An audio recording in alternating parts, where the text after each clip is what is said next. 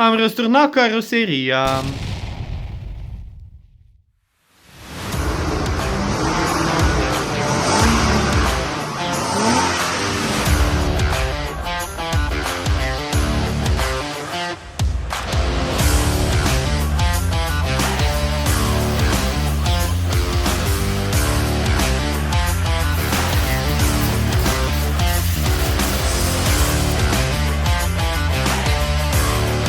Aveam un capac aici. Salut și bine v-am găsit la un nou video. Pare că am uitat să fac un intro. Am fost luat un pic de val sau de zăpadă, după cum se poate vedea. M-am cam grăbit un pic să dau motorul jos, având în vedere că știam că vine gerul, dar nu așa de repede. Așa că ce am făcut? M-am pus pe treabă. Ce căciulă rozam. O trebuie să agăț remorca și să mă duc să iau o girafă de la cineva, având în vedere că eu nu am zis că e mai simplu să o împrumut doar pentru asta, să dau motorul jos și după să-l pun la loc. Nu era neapărat nevoie să cumpăr una, așa că uitați girafa. Da. După cum se poate vedea, aici era să rămân un pic cu remorcuța în zăpadă.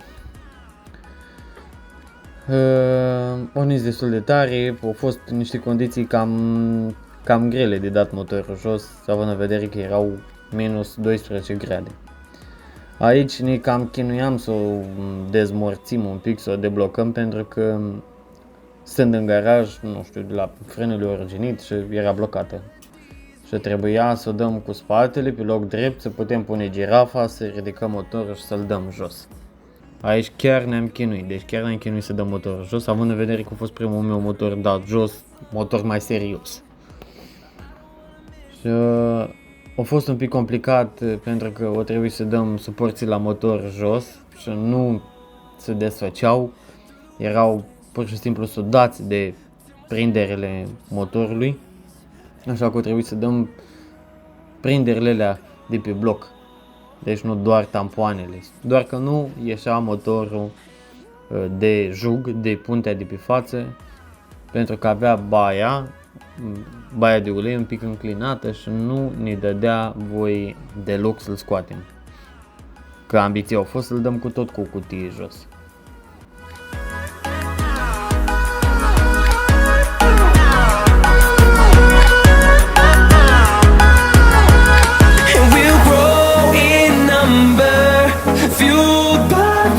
See the horizon, turn us to thousands, and we'll grow in number, fueled by them to see the horizon, turn us to thousands, and on we'll go,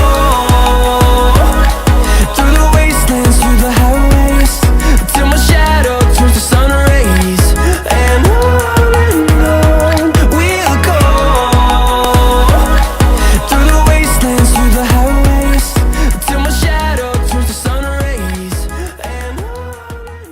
Bun, după cum se poate vedea, am dat-o de gară sau de perete.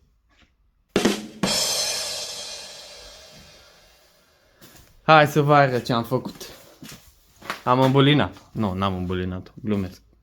Am pus niște cauciucuri să aibă punct de sprijin, dar n-are.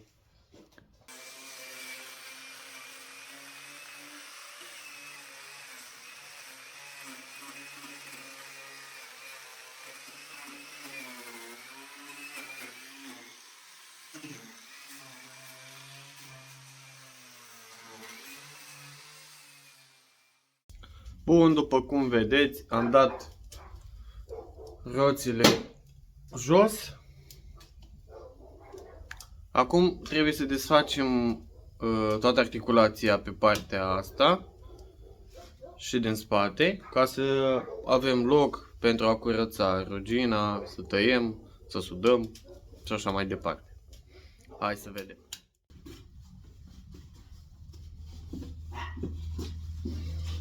O să avem nevoie de o cheie de 13 pentru amortizor sus, că am desfăcut ulterior.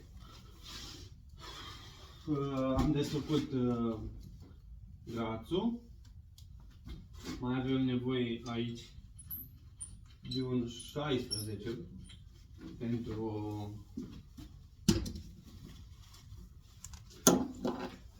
pentru bieleta de direcții.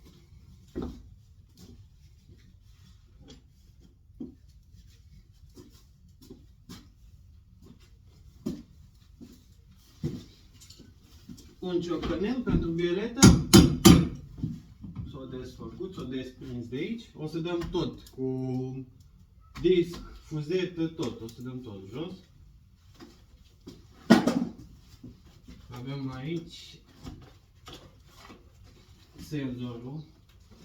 Cred că de ABS. Da. Senzorul de ABS.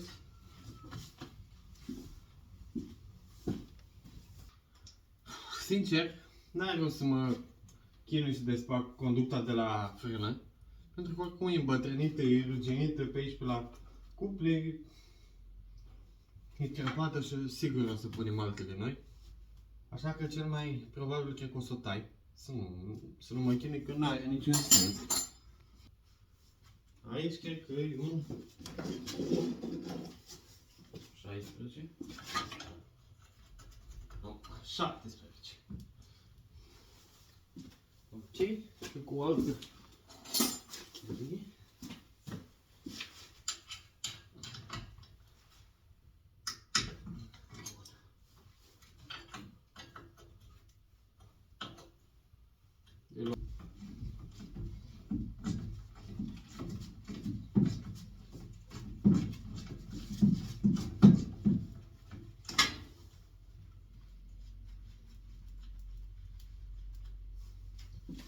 Bun. Ia să vedem dacă iese.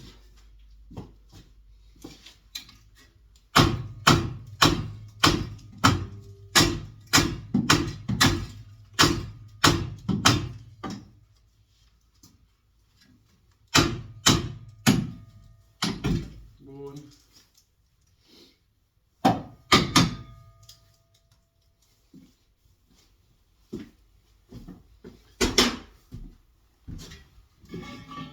Acum punem din nou. Asta o pun mai mult provizoriu. Să nu știu. Mai aici așa. Deci mai avem sus suspensia, adică amortizorul și pivotul de aici. Pivotul e desfăcut, numai că trebuie ciocănit. Așa că cu un 13 se desfacem amortizorul.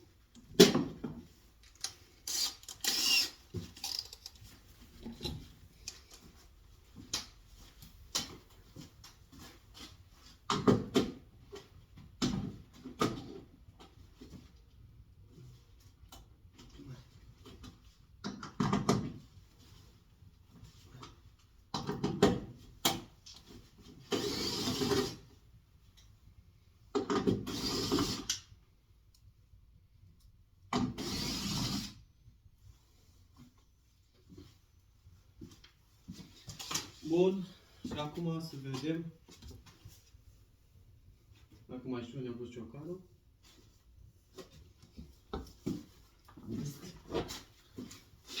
Bun, ia să vedem.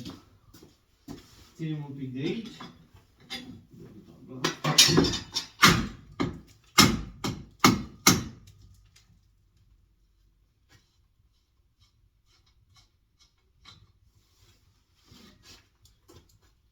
În principiu, acolo ar trebui să iasă tot. Ia să vedem. Vedem cum o luăm.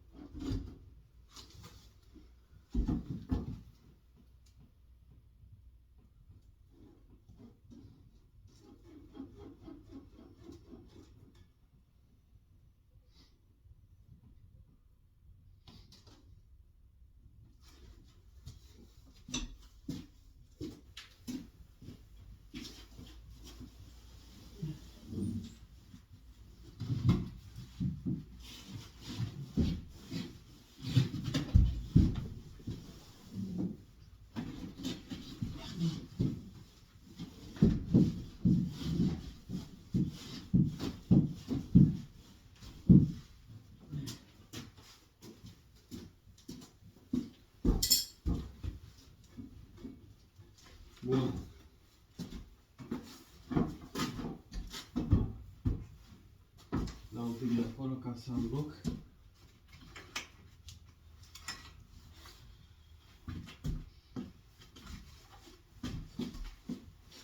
Asta aici.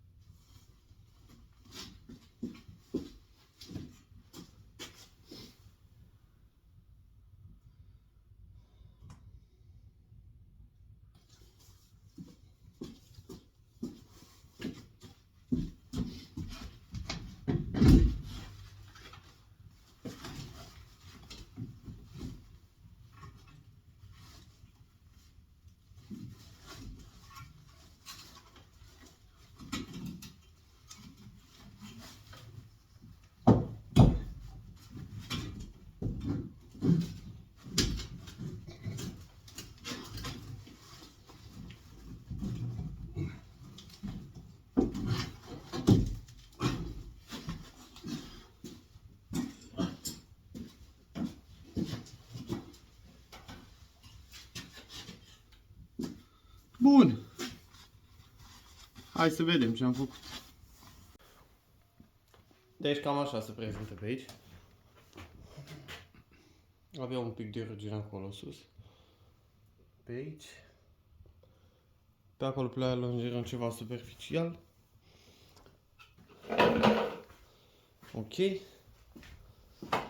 Așa arată și fuzeta. Ei jale. Suspensia cum vine nouă, articulație nouă, fuzeta o să vedem. Poate rămâne cu etrierul. Vedem. Acum pe spate.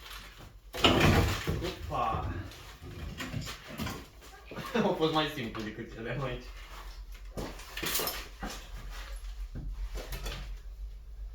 Bun. O să vedem brațele aici. Ne iese. Cât un pic, cât un pic.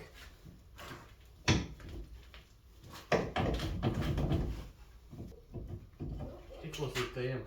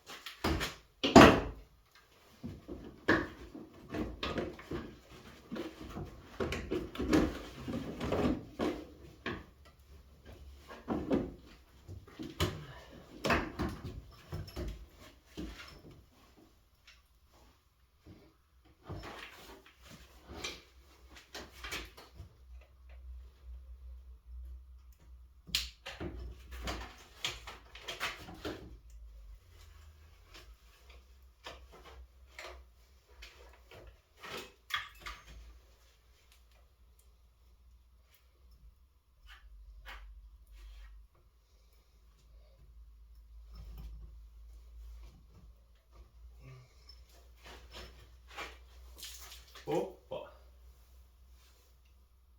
Mai avem un pic de benzină. Acum să vedem cum scoatem toate butonile astea de aici.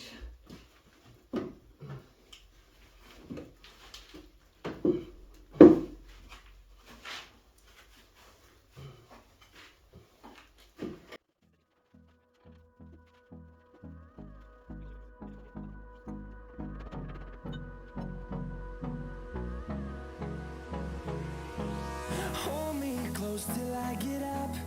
Time is barely on our side. I don't wanna waste what's left.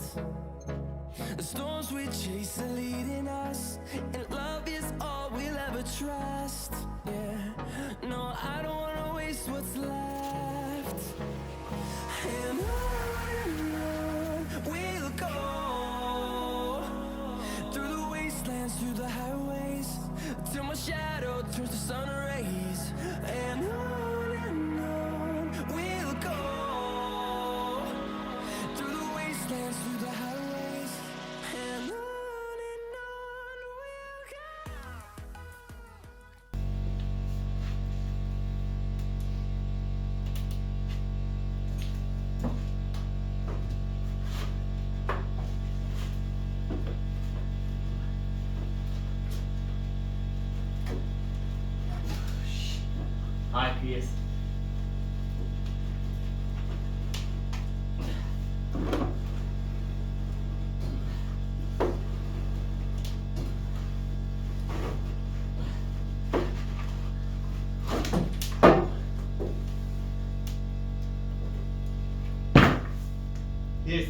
Bun. Cred că acum să stea foarte simplu, doar că o să trebuiască să vedem cum le desfacem, să mai știm să le punem la loc.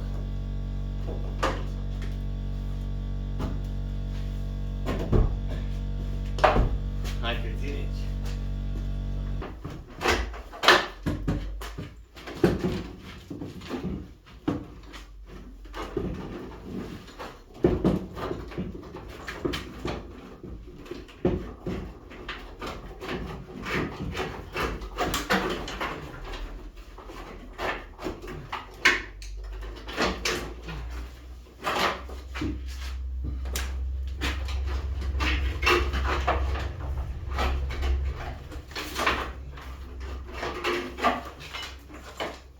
Oho! Deci le-am scos chiar.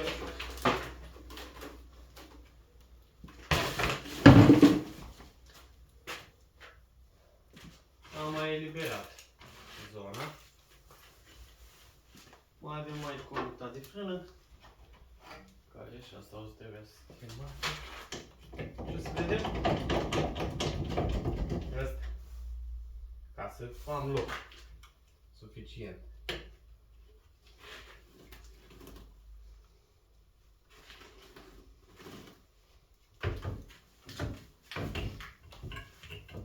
Avem nevoie de protecție la flex.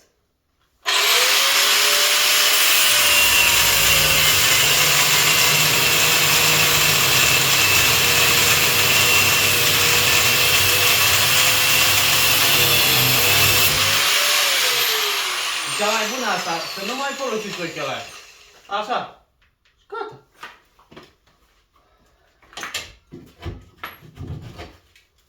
Gata și... Gata. Capacul la rezervor.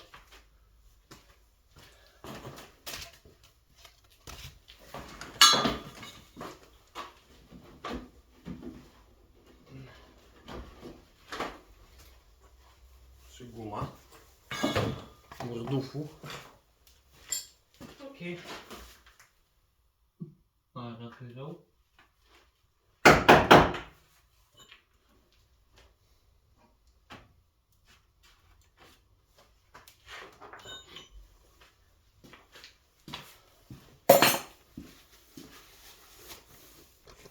Cred că e cazul să facem un pic de ordine pe jos. Deci cam așa. Am strâns. Tot am măturat.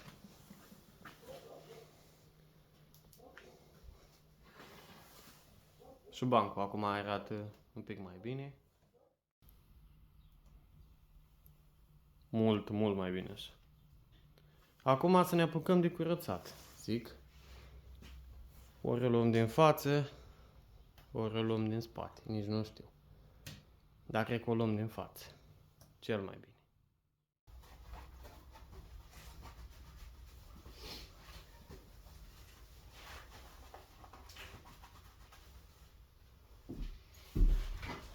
Bun, îi dăm cu flexul. Ia să vedem ce iese.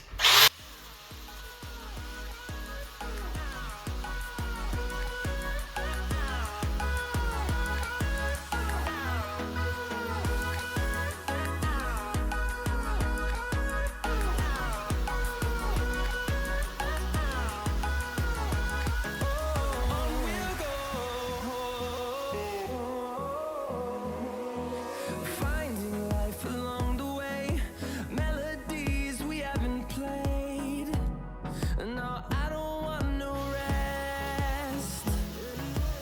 Echoing around these walls, fighting to create a song. I don't wanna miss a beat.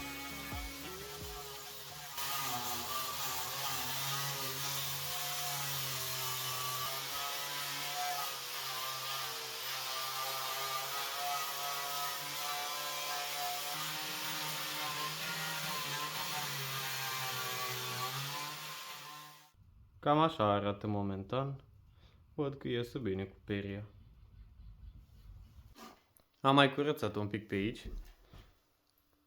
Și acum aș vrea să scot prinderea asta de la conducta de frână. Să curățăm ca lumea rugina din spatele ei. Și are aici un nit și în partea cealaltă un nit. Să ascuțim un pic burghiul ăsta că e cam dus. Să vedem ce iese.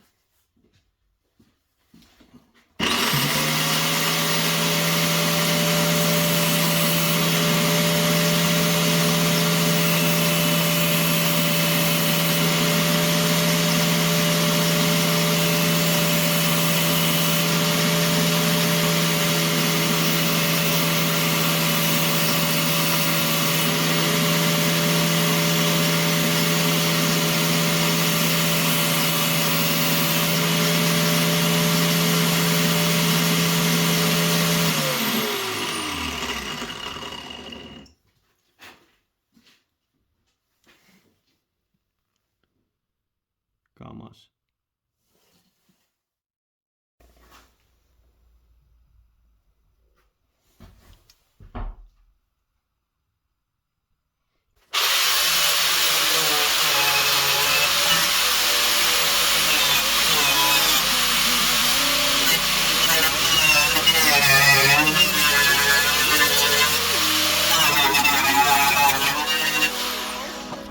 through the wastelands, through the highways, and on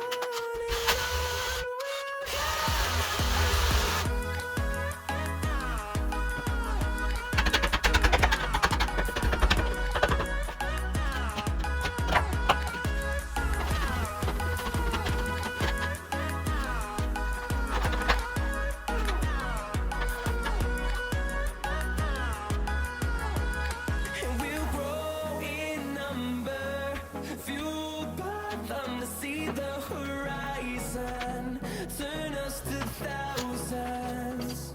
And we'll grow in number, fueled by them to see the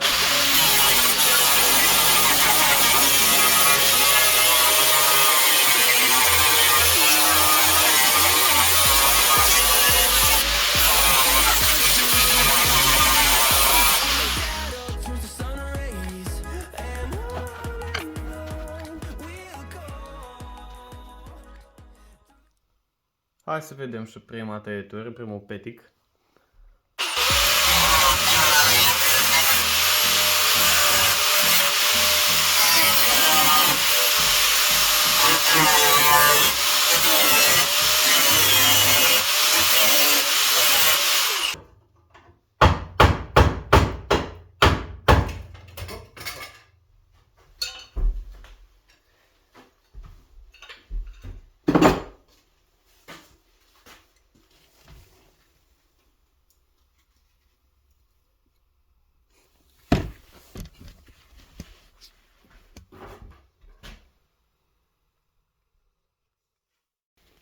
Am mai găsit un loc unde trebuia să tai.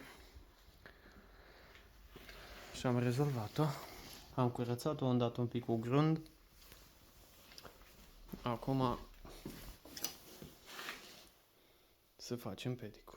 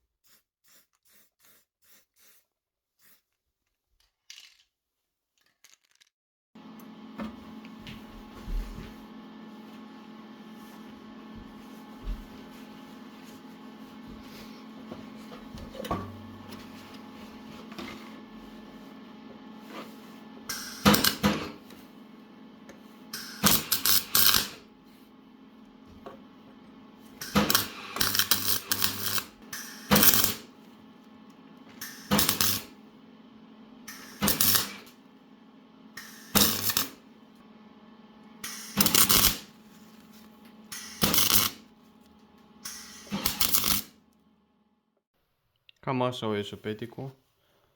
Problema e că nu prea m-am înțeles cu aparatul de sudură, având în vedere că am schimbat argonul și în plus de asta nici sârma nu ieșea în flux continuu, ieșea în șuteri. Pentru că nu era strânsă de dedesubt.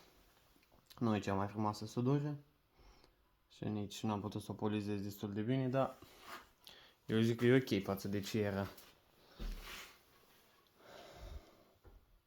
Acum aș vrea să o tratez cu o soluție de igienă pentru rugină. Nu știu cât de bună e, eu am de vreun an și ceva.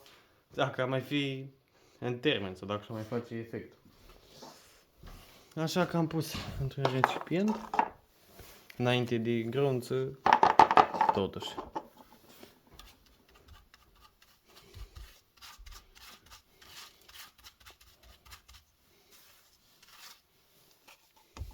Dăm un pic și pe aici că am curățat rugina în locul ăsta și nu o să